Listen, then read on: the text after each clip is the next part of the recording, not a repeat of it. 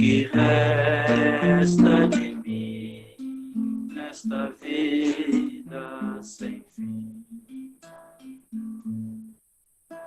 Além das grandes estrelas, do silêncio e do mar, tu vives em minha vida, enquanto eu vivo a sonhar.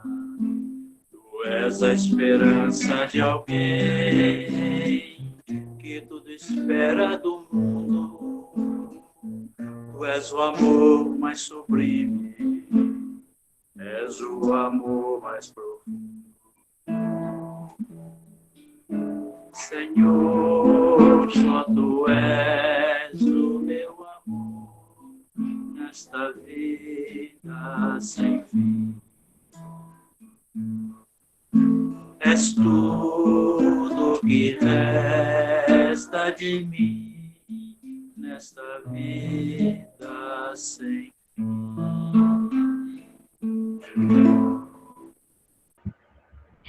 Obrigado, Sominos, mais uma vez. Por nada. Pessoal, então é o seguinte, a gente vai dar início ao nosso estudo. Sônia, muito bem-vinda. Vou te pedir para você liberar seu microfone, meu bem, porque esse trabalho aí só você que consegue fazer. Perfeito. Estou ouvindo todos, perfeitamente. Que bom. É uma alegria muito grande, viu, gente? Muito bem-vinda conosco. A gente fica muito feliz de estar com a gente. Obrigada. Pessoal, para quem está aqui pela primeira vez, né, a gente pede para que qualquer dúvida que vocês tiverem, qualquer comentário, escrevam aí no chatzinho. E aí a gente vai passando para a Sônia. Sônia, para você estar tranquilo, você já lê as perguntas ou você quer que te passe? Não, eu não estou com o meu chat aberto aqui, não. Mas se puder, pode ler. Pode ler, Tá bom. a gente responde. Eu faço até questão que vocês participem, por favor, viu? Tá, joia, então. Aí o que a gente faz? Joguem aí as dúvidas, né? Ela vai falar sobre a necessidade da encarnação. Vocês coloquem as dúvidas aí, que na medida do possível a gente vai passando para ela para que corra tudo da melhor maneira possível. Bom estudo para você, meu bem. Boa tarefa. Bom, a princípio, agradecer a Jesus, agradecer a Deus, nosso Pai, e aos mentores espirituais por terem nos facilitado de forma tão bela uma visão definida do que seria a mídia, né? Que seria a internet para nós na altura do campeonato. Com certeza, a gente que fez tantas observações acerca desse movimento, muitas vezes até uma colocação negativa, né? Daquelas prisões nossas via Facebook, via WhatsApp, computador, preso naquilo, a gente não imaginava que o processo não seria tão intenso e que nos aproximaria de uma forma tão elegante. Eu estou me sentindo envolvida com vocês. Eu costumo dizer o seguinte, no momento como esse, a gente pode sair de casa, nossa mente pode se redirecionar ao Centro Espírita Miramês e nós nos sentirmos no salão. Agora nós podemos sair mentalmente, irmos para o salão e darmos aquele abraço espiritual, que é o que nós estamos precisando no momento. Sinta-se abraçados por nós, carinhosamente, feliz, extremadamente feliz por estar com vocês. Até pensei outro dia, nossa, que saudade do Miramês, será que esse ano eu não vou conseguir chegar lá? Olha, gente, né? Que coisa mais fofa, coisa mais linda. Principalmente para falar de um assunto tão interessante, que é o processo da reencarnação. Porque quando a gente fala para o espírita, aquele trabalhador da Seara de Jesus, aquele que tem o hábito das leituras, que tem o frenesi do envolvimento com a tarefa mesmo, que participa, que elabora, que cria, que dirige o trabalho, a reencarnação é um fato consumado. Então, a gente não tem dificuldade para lidar com a reencarnação. Mas existe um processo na nossa intimidade que são questionamentos naturais. Porque a gente percebe que espíritos existem, que chegando a um determinado momento da sua da sua evolução, não necessitam mais da reencarnação. E aí o questionamento é com relação ao eu, né? Quando que eu vou parar de reencarnar? E a pergunta que fica é, então, qual é a necessidade da reencarnação? E aí nós vamos pegar o Evangelho de Jesus, quando esta também era uma preocupação de Nicodemos.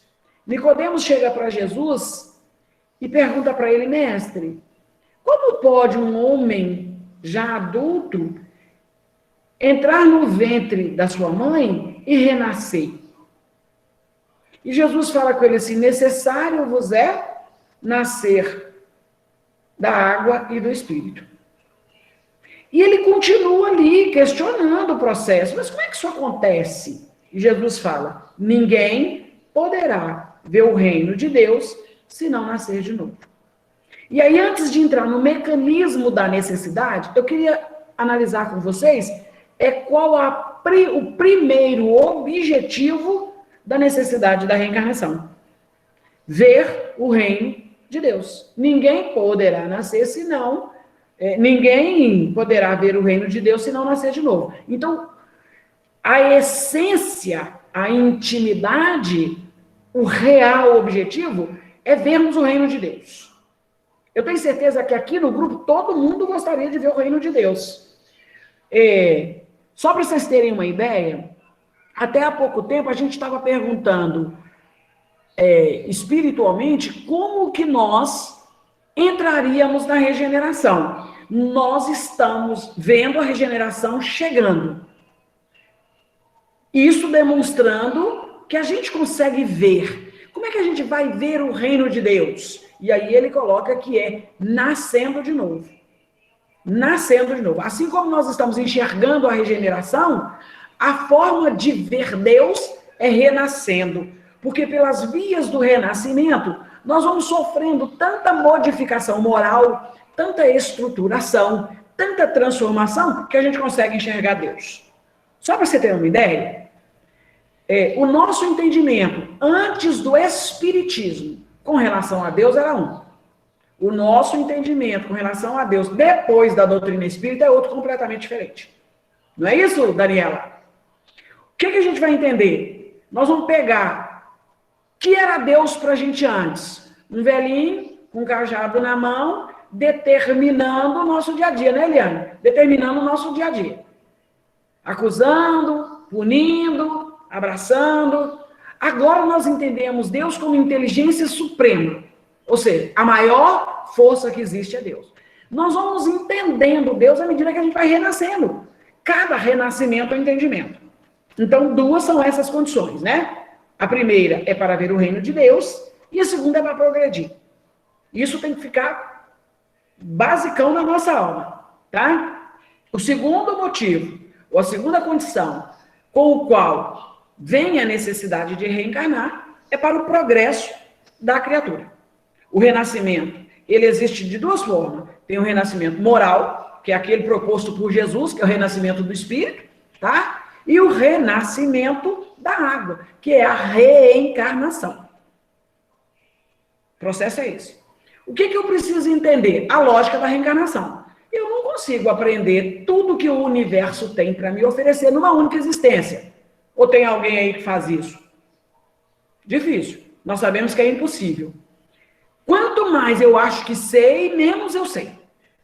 Segundo Sócrates. E eu vou percebendo isso na dinâmica diária. Eu estudo. Quando eu penso que eu estou bombando no conhecimento, vem uma pessoa e derrapa com o meu conhecimento.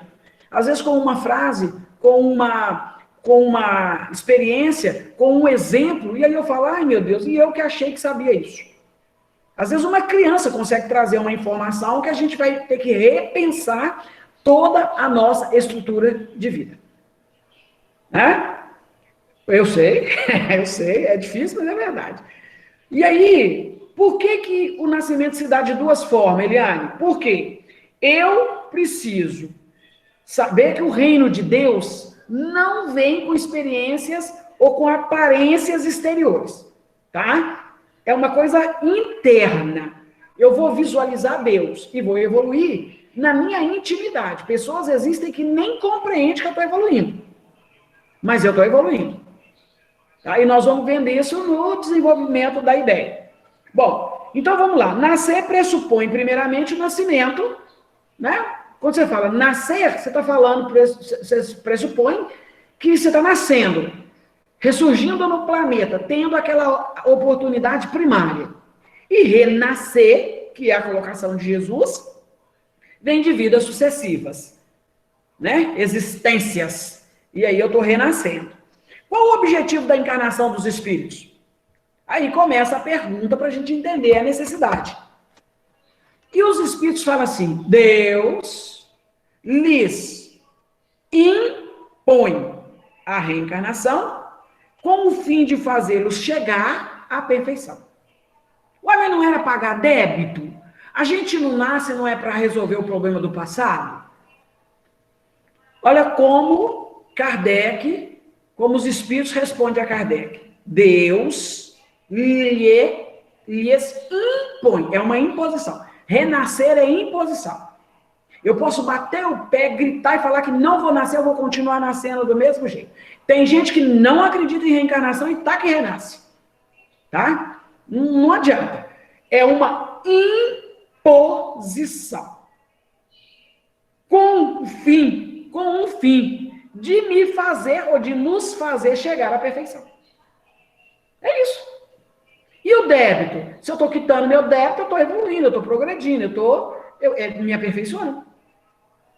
E aí ele vai completar. Para alcançarem esta perfeição, temos que sofrer todas as vicissitudes corporal. Como é que eu vou entender evolução? Como é que eu vou entender progresso? Experimentando todas as sensações corporais. Então você vai pegar. Isso acontece desde os animais. Tá? Os animais vão transitando de corpos. Os animais não reencarnam, né? Assim, como o homem, remodelando via experiência, consciência. Mas ele mal sai de um corpo, ele não tem tempo nem para pensar, já entra imediatamente em outro. Por quê? Porque para chegar à perfeição tem que experimentar as sensações físicas. Eu tenho que experimentar as sensações físicas para eu poder entender que o progresso vai se fazer. Tem uma dinâmica, queria que vocês... Eu vou fazer um desenho aqui, vocês imaginem lá no quadro do Miramês, tá? Imaginem uma experiência, né? Um espaço, tá? E eu passando nesses espaços, e dentro desses espaços, eu vendo a necessidade do espírito angariar recurso ali para chegar a um objetivo, um túnel. Põe um túnel. O espírito passa dentro daquele túnel e sai lá na frente e vê a amplitude. Mas ele teve que correr dentro do túnel, ele teve que andar dentro do túnel, ele teve que transitar dentro desse túnel. Então, nós temos que passar por todas as vicissitudes corporais. Todas as experiências. Visa ainda, aí Kardec continua, os espíritos continuam para Kardec, visa ainda outro fim, a reencarnação. O de pôr o espírito, eu não sei vocês, mas isso aqui me alegrou de uma tal forma, eu fiquei tão feliz, que ele fala assim, de pôr o espírito em condição de suportar a parte que lhe toca na criação. Então vamos lá, vamos fazer uma recapitulação rápida. Qual é a necessidade da reencarnação? Chegar à perfeição. Para isso ele tem que experimentar todas as vicissitudes da vida. E tem um detalhe mais importante para o processo da reencarnação, que é me colocar em condição de suportar a parte que me toca na obra da criação. E aí, Daniela? E aí, José? Qual que é a parte que me toca na criação? Hein, Cláudia? Qual que é a parte que me toca na criação? Não vale a gente perguntar? Qual que é a necessidade da reencarnação? Agora eu tenho que repensar. O que eu vim fazer no planeta? Já que o débito está incluído no processo reparador, no processo evolutivo, qual é a minha parte que toca na criação? Então, nós vamos pegar, por exemplo, Jesus. Qual foi a parte que tocou Jesus na encarnação dele? Vamos pegar Gandhi. Qual foi a parte que tocou a Gandhi na encarnação dele? Vamos pegar Nelson Mandela. Qual foi a parte que tocou Nelson Mandela na encarnação? Vamos pegar Madre Teresa de Calcutá. Vamos pegar a Irmã Dulce. Vamos pegar Francisco Cândido Xavier. Qual foi a parte que tocou nesse espírito o ato de servir a Deus? O ato de ser um trabalhador do universo. Eu, Sônia Jacome, sou uma trabalhadora do universo. Fala que vocês não ficam muito felizes com isso. Imaginem se isso não dá na gente uma felicidade fora do comum. Eu sou um elemento comprometido com Deus na parte da criação. É por isso, Eliane, que eu sou co-criadora. Então, todas as minhas atitudes atuam na cocriação. Todas as minhas atitudes. Por isso que quem me responde normalmente é o universo. Tudo que eu recebo é devolução do universo. Mas isso está nas obras, Silvânia. Isso está aqui no livro dos Espíritos, porque quando ele fala assim, a de me colocar em condição de suportar a parte que me toca na criação, eu preciso saber, gente, então eu tenho um objetivo impecável na criação de Deus. Eu não sou só aquele elemento que está aqui no universo, eu não vim só para morrer de coronavírus, eu vim porque o universo tem uma objetividade para mim. Aí eu queria levar vocês a um pensamento que não pode ser, ele não pode ser taxado, não pode ser discutido na sua colocação midiática. Tem que ser colocado como um processo evolutivo. Só para vocês terem uma ideia. A regeneração, que nós entramos nela agora, graças a Deus, ela vai comportar valores além do imaginário. Tudo bem? Além do imaginário. Então, por exemplo, não haverá na regeneração prostituição, não haverá escravidão, não haverá duelo, não haverá obsessão e não haverá guerras. Nós vamos inserir dentro desse contexto regenerativo sem tudo isso. Tudo bem? Não parece inimaginável? Mas eu vou perguntar para vocês. Um companheiro foi assassinado, agora recentemente, vítima de preconceito social. Toda a humanidade está em defesa da eliminação de comportamentos tais, para que amanhã eu possa receber um negro, branco, amarelo, pardo, sei lá, de uma única forma. Eu estou ou não trabalhando no universo? A regeneração está chegando porque quem está movendo ela é Deus ou o homem? Nós, claro, que com o consentimento de Deus estamos movendo a regeneração. À medida que a sociedade descobriu que a vida do negro tem valor, regeneração entrou. Não vai ser eliminada a escravidão? Hoje você pega, por exemplo, a defesa do menor. Não pode se atacar o menor. Não pode, antigamente, invadir a intimidade de uma criança ficava oculto.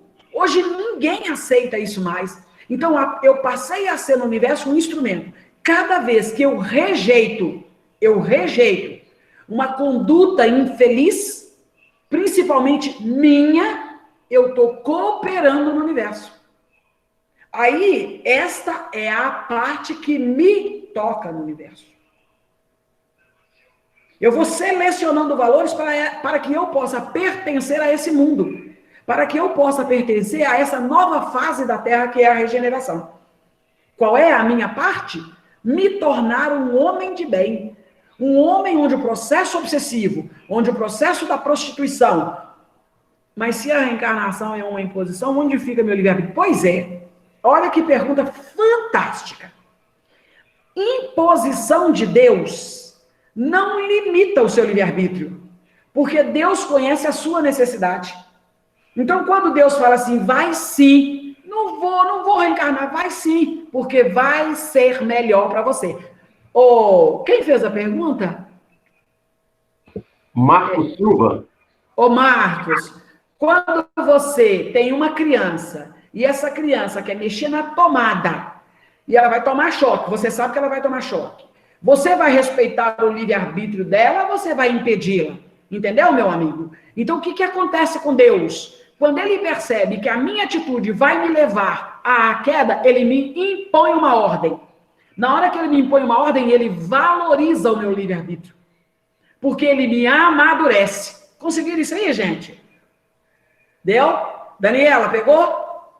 Então, nesse momento, olha que interessante.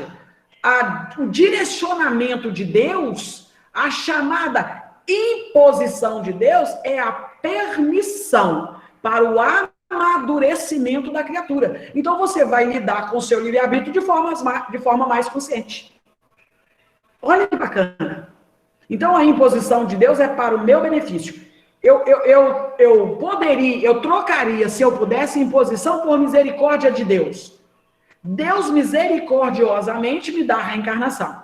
Porque sempre que Deus age, ele faz isso a meu favor. Assim como o pai, Marcos, defende a criança de pôr a mão na tomada, e a criança às vezes chora, porque ela queria colocar a mão na tomada. Não, ele não permite. Ele não permite. Por isso que o suicídio é o mais alto crime do universo.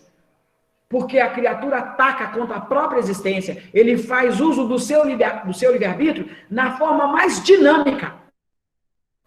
Na forma mais dinâmica. Então, o suicídio é o ato mais permissivo, porque a criatura tenta orgulhosamente se enquadrar, se igualar como Deus.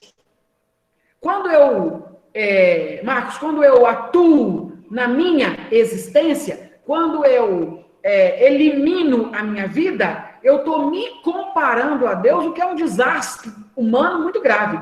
Porque somente Deus me deu a vida.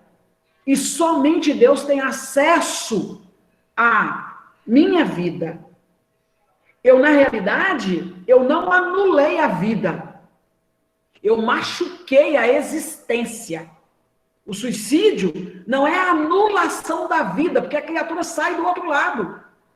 Ele percebe que não adiantou suicidar. O que ele fez, Eliane, foi machucar a existência. O suicídio é a ferida existencial. Eu atuei de forma que eu atrapalhei recursos reencarnatórios que me ajudariam no processo. Então, uma coisa que eu queria colocar, que o Marco está trabalhando aí, que eu achei muito bacana, é que a gente precisa diferenciar liberdade de livre-arbítrio. Liberdade é toda atitude, mesmo nos casos indiretos. Então, sim, Thaís, eu vou explicar isso aí. Me dá só um tempinho.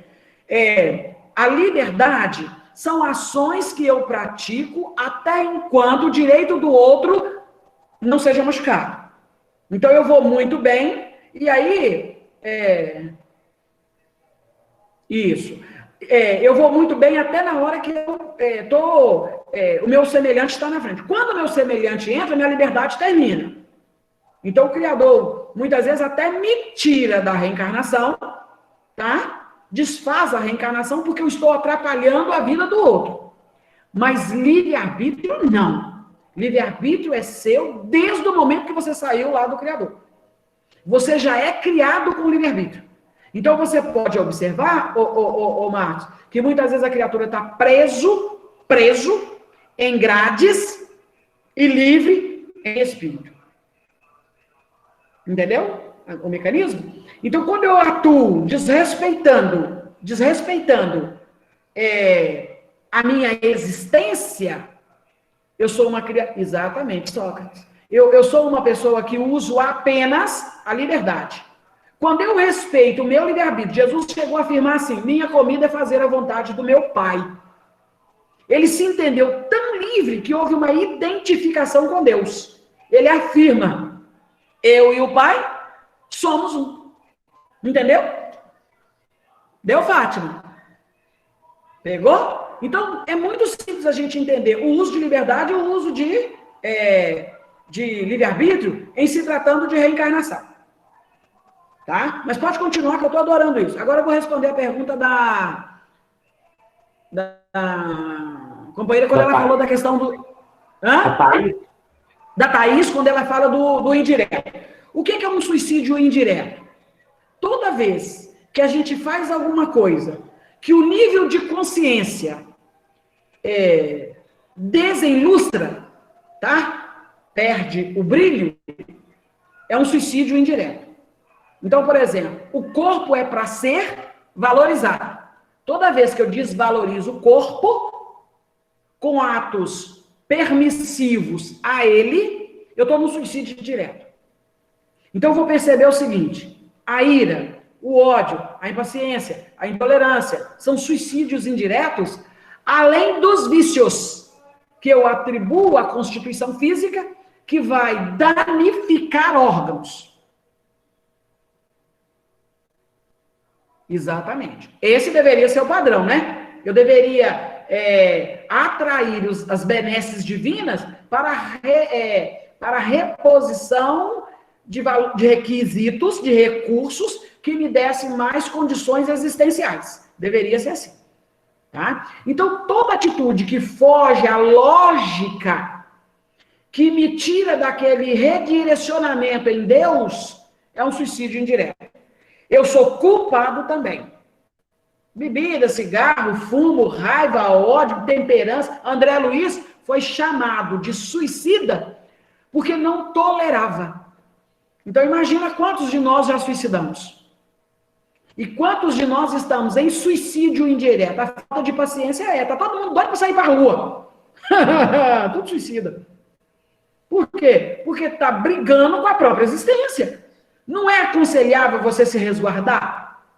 A dinâmica não é cuida de você e cuida dos seus? Esse anseio de ir para a rua, de bater perna, de querer fazer alguma coisa porque eu estou cansado de ficar dentro de casa, é um suicídio indireto. Isso vai me prejudicar. Porque se eu adoecer estando dentro de casa, fazendo a coisa certinha, é a lei de causa e efeito funcionando na condição de Sônia se tornar um instrumento de Deus. Lembra do cego de nascença? Perguntaram para Jesus assim, o cego de nascença nasceu assim por causa dele ou por causa dos seus pais? E Jesus falou assim, nem por causa dele, nem por causa dos seus pais. Ele nasceu assim em razão da glória de Deus. Ele veio para glorificar o Pai. Então, uma criatura que está respeitando os seus limites, evitando contagiar os outros, evitando se contagiar, e ele contrai o coronavírus, esta pessoa está em benesses com Deus. Ele combinou isso no plano espiritual com Deus. Mas a atitude que foge disso é suicídio. Claro que é um suicídio.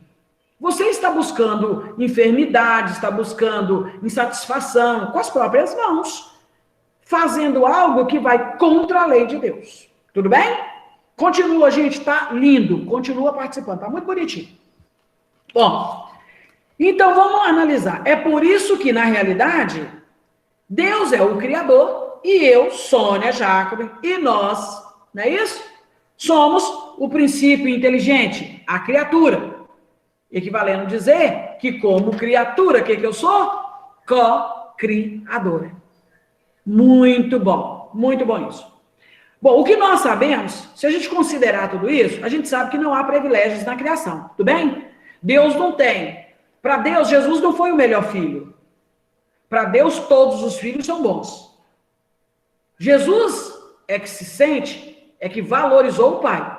Mas Deus não tem isso, não. Deus não vai falar assim, eu gosto mais de Jesus do que da Sônia. Eu gosto mais da Sônia do que da Maria Lúcia. Deus vai fazer isso, não. Eu gosto mais da Maria Lúcia do que do José Mendes. Ele não vai fazer isso. O que ele vai fazer é demonstrar o seu amor à humanidade. Todos os espíritos, aí os espíritos vão trazer pra gente, todos são criados simples e ignorantes, e se instruem nas lutas e tribulações das vidas corporais. Então, o fato de Jesus não necessitar mais de encarnação, de reencarnar, não significa que ele foi privilegiado. Significa que ele deu uma guinada maior do que a da Sônia. Simples assim. Simples assim, tá? Mas eu tenho a minha existência, por isso é importante a reencarnação, eu tenho a minha existência para aprender junto às lutas e tribulações. Depois de cada sofrimento, a gente sai expert. Tá? A minha filha saiu de um câncer de pulmão. E ela, outro dia conversando comigo, ela falou assim, mamãe, a senhora não tem ideia do tanto que eu cresci. Volta a pergunta, por favor. Do tanto que eu cresci. Do tanto que rendeu para mim. Lê a pergunta dela. A pergunta da Bíblia é: como é definido por Deus o momento da nova reencarnação após o desencarne? Pode haver uma reencarnação pouco tempo depois do desencarne? Tão rápida. Peraí, Maria Lúcia, só um pouquinho. Tão rápida, que às vezes o espírito não consegue esquecer o passado. O plano espiritual precisa diminuir as vibrações. No livro Sexo e Destino, quem já leu? Lembra? A Marita desencarna, foi acidentada, né? Ela desencarna no Rio de Janeiro. A irmã dela recebe a recebe como filha. 1 ano depois. Não dá tempo do espírito fazer absolutamente nada. A nível de plano espiritual. E por que isto? Porque a companheira estava tão presa, tão ligada aos linhames da carne, que ela não conseguiria viver no mundo espiritual. Ela se tornaria uma assediadora do lar da irmã, que era realmente o lar combinado no plano espiritual. Vocês entenderam isso? São as chamadas reencarnações compulsórias, né, Sônia? Reencarnações compulsórias. O espírito não tem ciência... Não, quer dizer, desculpa, ele não tem domínio da reencarnação. Ele é avisado que vai reencarnar, mas ele não tem acesso à reencarnação. Tá? E vem do jeito que Deus atribui ser legal para ele. Tá? Eu que agradeço, Kelly, está doido. Estou adorando as suas participações, viu? Então, dentro da tribulação, ou das tribulações, nós nos tornamos melhores. Visita um hospital de câncer e vocês vão ver como as pessoas são muito mais elevadas, muito mais purificadas, muito mais sublimadas. Às vezes a gente se sente envergonhada. Você pensa que você foi levar um conforto para uma pessoa que está com câncer, você se assusta com a tranquilidade com a qual ele está lá. Por quê? Porque a tribulação faz esse papel. Por isso que o plano espiritual faz questão de explicar para a gente as duas formas de perceber as aflições, que são as aflições anteriores e as aflições atuais. Quando nós estamos projetando a aflição atual, é claro que eu estou me comprometendo. Alguns espíritos até têm méritos, né? E aí ele, enquanto cria embaraço, ele usa o mérito dele. Então, vou dar um exemplo disso que eu estou falando. Depois de uma reunião de estudo, depois de um trabalho de passe, depois de uma reunião mediúnica, claro que o plano espiritual pega a ficha lá da Daniela e carimba a ficha da Daniela. Dizendo o quê? Daniela agora passou a ter méritos. Ela tem bônus horas. Mas acontece que a Daniela deixou o carro dela na porta do centro. E quando ela termina o trabalho mediúnico, toda sintonizada com o mundo espiritual, ela descobre que arranharam o carro dela. A mesma Daniela pacífica, harmônica, equilibrada, que estava lá recebendo espírito, desespera lá no portão. O que o plano espiritual tem que fazer? Pegar todo o bônus horas que ela ganhou na reunião mediúnica, aplicar nela, lá fora, depois que ela saiu do centro, para que ela não se desequilibre mais e perca todo o mérito contraído.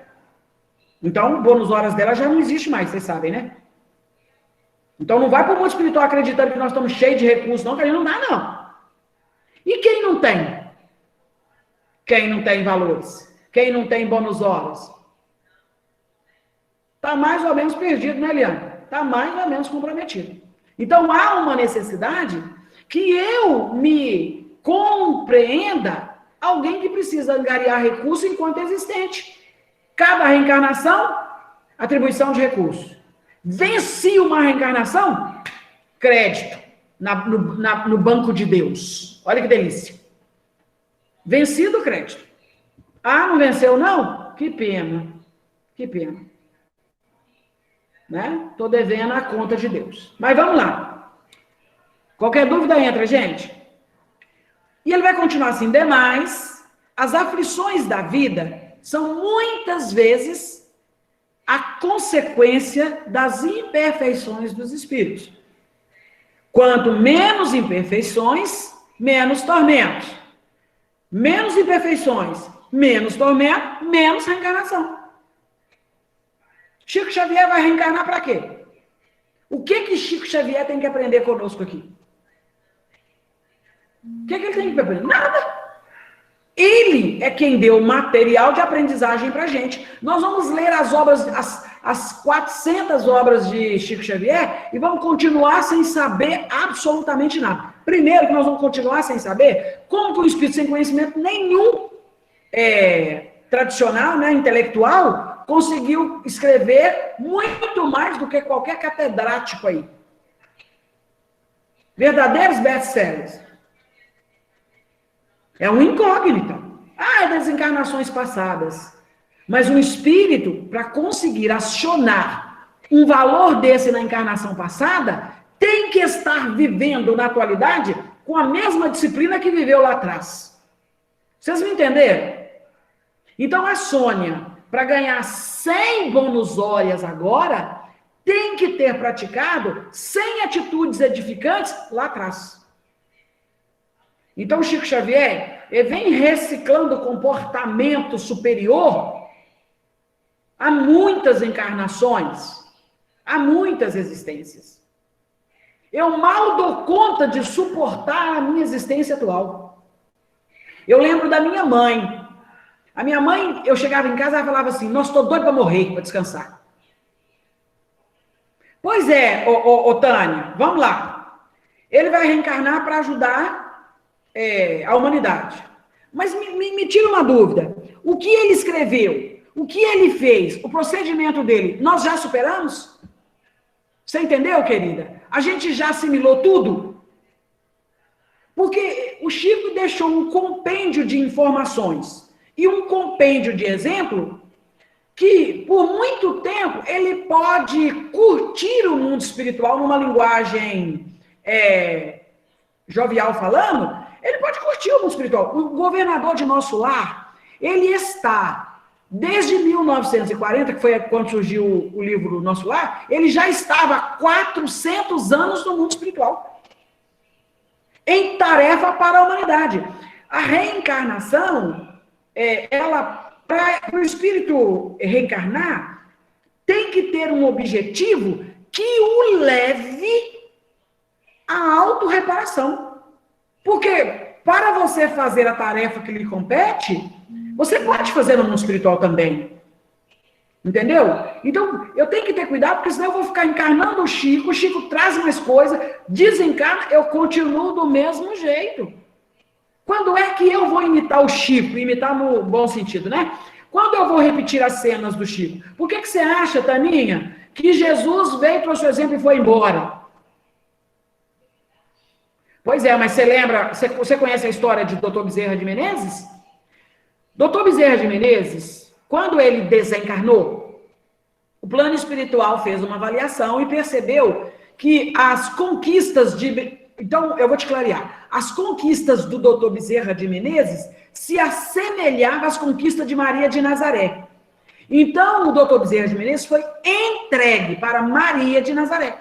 Ela, quando ele desencarnou, mandou a sua secretária Celina falar com ele que estava precisando dele em Sírios. Então, ele mandou um recado para Nossa Senhora dizendo o seguinte: Celina, diz a Mãe Santíssima que eu gostaria muito de estar do lado dela. Qualquer espírito no universo gostaria de estar do lado dela. Mas eu tenho corações que eu amo aqui na Terra. Pergunta para ela se ela deixa eu ficar mais um pouco. Aí, Nossa Senhora mandou um recado dizendo o seguinte: diz a Bezerra que ele pode ficar o tempo que ele quiser. O que ele não pode é reencarnar. Entendeu? Porque por que ele usaria um útero se não tem para ele nenhuma utilidade? Ô, minha filha, é aprendizagem. O que você está fazendo é tornando divino o que nós estamos trabalhando. Não agradece não, porque é aprendizagem. Meu coração está junto contigo nesse momento. Então, o que a gente sabe, Taninha, é que Dr. Bezerra de Menezes não pode reencarnar. Ele não pode usar um útero. Qual a finalidade? Por que ele ocuparia um útero, sendo que tem milhões de entidades precisando urgentemente reencarnar? Entendeu? A dinâmica é muito grande. Tá. Não é que a gente não tenha que passar. Você entendeu? Não é que a gente não tenha que passar. Você vai fazer uma aferição de todo o seu processo. O plano espiritual vai avaliar o seguinte: se a Sônia precisar reencarnar, se a Tânia, se a Bárbara, se o Délzio precisar reencarnar, temos que saber o porquê. Claro, minha amiga. Temos que saber o porquê. Porque a reencarnação, ela tem que ter um fim, você lembra? Um fim para me levar à perfeição. Não é para levar o outro, não, Taninha. É para me levar à perfeição. Se eu já conquistei o caminho que me leva à perfeição, eu posso fazer isso por outras vias. E aí, quando você vai estudar a reencarnação em outros mundos, começa a faltar argumentos em nós. Por exemplo, no mundo mais evoluído, não, vai reencarnar sim, claro. Espíritos de luz já estão reencarnados na Terra. Perceberam? Mas o que a gente precisa pensar é que esse selecionamento, eu sei, fofinha, esse selecionamento no plano espiritual é muito justo. Então não é aquela coisa, manda milhões de espíritos para a Terra, tudo superior, não. Vamos ver como é que vai funcionar, tá? Manda lá, por exemplo, no período, eu li um livro recentemente que ele falava de almas como São Vicente de Paula, Sócrates, São Lázaro, Santo Agostinho, todos esses espíritos viriam para a Terra para ajudar na integração da regeneração. Esses espíritos viriam para cá para isso, tá? Então, por exemplo, pegar São Francisco de Assis. Qual seria o papel específico de São Francisco de Assis? Entendeu? Ele abraçaria aqui na Terra uma finalidade. Se você pegar Irmã Dulce montou um hospital deitado numa cama. Ela montou um hospital. Desencarnou. Se ela precisar reencarnar e montar mais outro, Sim, se ela precisar montar mais outro, ela virá e vai montar mais outro hospital. Mas esse objetivo passa a ser um objetivo justo.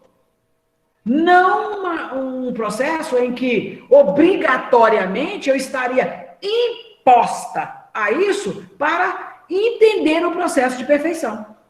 Então, por exemplo, eu consigo entender, não sei se vocês pensariam assim como eu, que muitas almas estão na Terra já impulsionando o processo evolutivo sem estarem reencarnadas. Não precisa necessariamente estar num corpo para ajudar a Terra. Jesus saiu rapidamente do dele.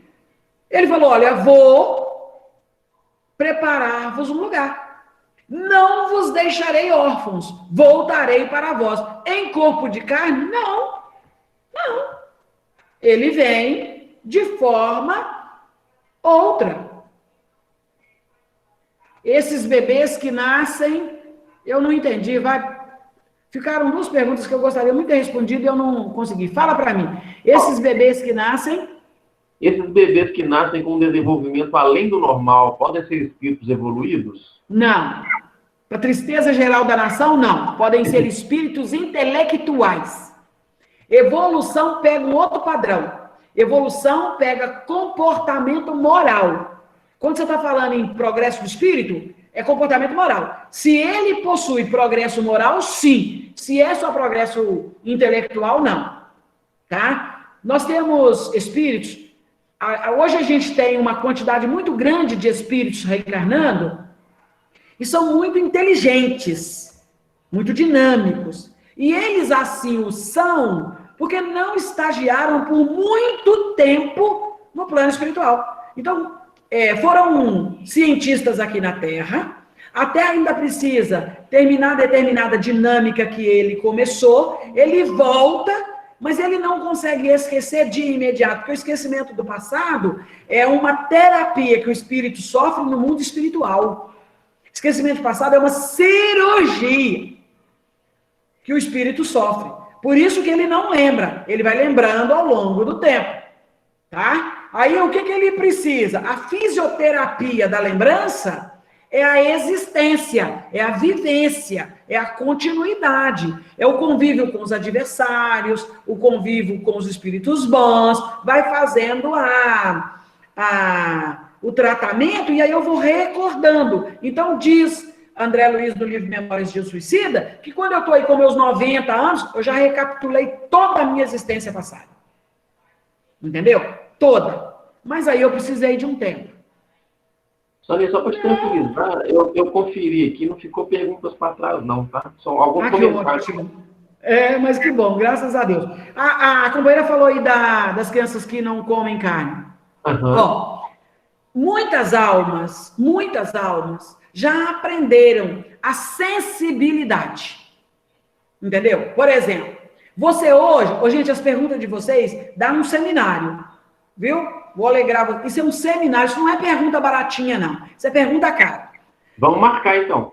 Olha que delícia, isso é um seminário. Olha a pergunta que ela fez. Você vai entender, por exemplo, que os espíritos que estão reencarnados hoje na nossa casa, tá? Estão convivendo, por exemplo, com o cão que está dormindo na mesma cama que ele. Ele deita, o cãozinho vai lá e deita junto com ele. O gatinho vai lá e deita junto com ele. O periquito está dentro da casa dele, não tem gaiola, está solto. Então, pensa comigo, Eliane. Eu também acho, uma delícia. Pensa comigo. Acaba depressa. Que ótimo. Pensa comigo. Um espírito que aprendeu a conviver com o cachorrinho, dormindo no mesmo espaço com ele não é mais evoluído, ele é mais sensível. E a partir do momento que ele é mais sensível, ele entende que os animais estão muito próximos dele. Por que ele vai comer carne? Entendeu esse mecanismo? Não são os bebês cristais. Tenta entender comigo. Vê se você consegue raciocinar comigo. Antigamente, o meu cachorro dormia lá fora. O meu cachorro ficava preso numa coleira. Entendeu? Eu não me aproximava, por exemplo, de uma galinha, porque a galinha corria atrás de mim. Eu não tinha contato, por exemplo, com uma ovelha. Hoje as nossas crianças têm todo esse contato. Tem todo esse contato. Vou responder, peraí. Tem todo esse contato. Então ela é mais sensível. A sensibilidade redireciona a sua existência. Esse é o objetivo da reencarnação. Então, quando eu vejo uma vaca, a vaca para mim não é um animal para se comer, é um animal. Entendeu? A galinha é tão bonitinha correndo no jardim. A historinha que a minha tia contou na evangelização é da galinha que tomava conta dos filhotinhos. Então, por que eu vou comer a galinha? Ela é mãe. A minha mãe não me come. Então, eu não posso comer a galinha, porque a galinha precisa cuidar dos pintinhos. Entendeu a linha de raciocínio? O espírito é mais sensível.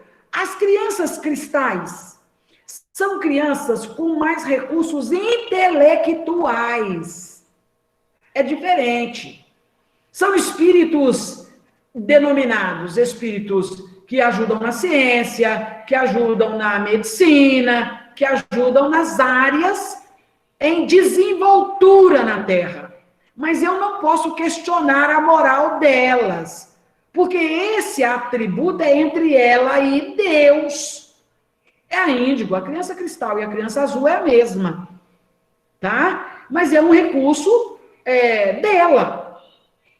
E isso quer dizer que vocês estão mesmo entendendo o objetivo da reencarnação. A pergunta denota isso, tá? Que bom. Sonia, só abrir um parêntese. Sim. Eu não sei se quem está perguntando aí sabe, né, que os nomes índigo e cristal é dado pela cor da aura, né, que as pessoas viram. Sim, que o desenvolvimento intelectual tinha essa energia azulada que circulava, ou meio que cristalina, né? Por isso que denominaram esse nome. Essa medida científica, que isso é cientificamente comprovado, não vai denominar pureza espiritual. Tá, gente? Não vai. Mas é claro que denota uma inteligência maior. Perfeito, vou anotar depois. Uma inteligência maior. Espíritos inteligentes brilham. Jesus fala assim: vede que a vossa luz não seja trevas. Então, se você vai pegar a mente de um cientista, e a mente de um cientista brilha. A mente de Einstein brilhava tanto que às vezes ele perdia a direção. Ele não sabia se ele estava entrando ou saindo, se ele já tinha almoçado, se ele já tinha jantado, ele não sabia. Ele se confundia na própria irradiação. Tá? Então a luz, vós sois luz do mundo, disse Jesus. Então essa luz, ela caracteriza sua evolução intelectual, sua evolução moral. A evolução moral é algo que somente o Espírito de Deus pode medir. Eu posso acreditar que um espírito é muito evoluído e depois eu deparar com uma agressividade nele e me decepcionar profundamente. Então, moral é entre eu e Deus. Entre eu e Deus. Tá? Tem caridades que são feitas que ela de caridade não tem nada. Obrigada, Jô. Bom, ficou uma outra pergunta que eu queria responder, mas acho que passou. Pode ler aí? Pode sim. O espírito pode pedir para reencarnar no intuito de ajudar ou resolver alguma questão dos entes queridos que estão encarnados, ou a reencarnação somente é para a sua própria evolução? Quem designa isso é Deus. Eu posso pedir. No livro Nosso Lar, tem uma mãe lá que percebe que seus 2 filhos estavam se perdendo. Não é isso? Vocês estão lembrados? E aí ela fala: Senhor, deixa eu ir. Aí o plano espiritual vai contabilizar os valores que ela possuía para fazer essa tarefa. E foi concluído que ela não possuía caráter moral para vir à Terra. Então, quem decide isso é Deus. Eu posso querer, mas isso não vai resolver, não. Tá? Porque muitas vezes eu invisto numa encarnação, obrigo pessoas a me receberem eventualmente, e quando eu chego aqui, eu me perco mais do que ajudo. Quando a reencarnação é programada e projetada pelo mundo espiritual, eles vão participar concursoriamente para que eu acerte mais do que erre. Eu acabei de ler isso agora, porque eu estou preparando um curso de evangelização, eu acabei de ler isso agora numa obra de André Luiz. Tá? O plano espiritual vem, investe, porque sabe que aquela reencarnação é em benefício da coletividade. A mãe de André Luiz vai fazer esse trabalho. Ô, gente, o horário está acabando, né? Mas, que pena. É até 10, não é isso, companheiro? 10h15. Isso, que delícia. A mãe de André Luiz vai fazer esse investimento, ela vai reencarnar, vai ajudar os dois espíritos que o pai assediou, não é isso? Ah, vou voltar assim, tá? Se Deus quiser, tem que falar com a coordenação, né? Vai ajudar o espírito que o pai assediou, proporcionando a eles, a essas duas, uma oportunidade reencarnatória. Porém, combinado no mundo espiritual, ela vai ficar com as meninas somente até 15 anos. Porque a dívida não é dela, Jô. A dívida é do pai. Entendeu? A companheira perguntou acerca do animal. Deixa eu responder essa pergunta. Qual que é mesmo? Vou pegar aqui para você agora. É uma pergunta conjugada, assim, né? Assim, ela perguntou se crianças que não têm coragem de comer carne e se emocionam... Não, não é essa não, é do animal. Não, é do animal, se o animal tem... tem... Achou? O animal também evolui e reencarna, né? É a pergunta. Não. Ele encarna. Ele encarna. Ô, dó, a pergunta que a companheira fez. Não vai dar tempo de eu te responder isso não, querida. A gente pode até fazer um estudo sobre isso. Mas aqui, o animal encarna. A reencarnação, ela tem um objetivo racional. Tá? Então, por exemplo,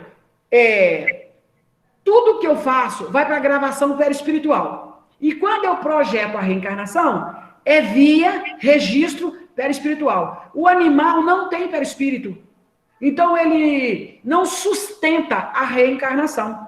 Então, ele tem que acabar de nascer e encarnar.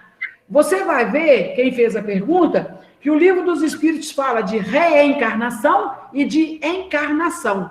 Quando ele fala de encarnação, ele está falando de espíritos que entra e sai, entra e sai. Quando ele está falando de reencarnação, ele está falando de experiências perispirituais. Seu registro está no perispírito e você precisa retornar para desfazer ou refazer aquilo que você deixou de fazer numa existência anterior. Gente, vocês viram como é que o assunto é grave e é grande? E acho que temos a última pergunta da noite agora. Vai. Me responda, por favor, por que o Brasil está tendo tanta confusão e covardia se é escolhido para ser a parte do Evangelho? Pergunta da Maria Lúcia. Continua sendo pátria do Evangelho. Não estamos tendo confusão, porque o diretor do planeta é Jesus. O que a gente está tendo é incompreensão.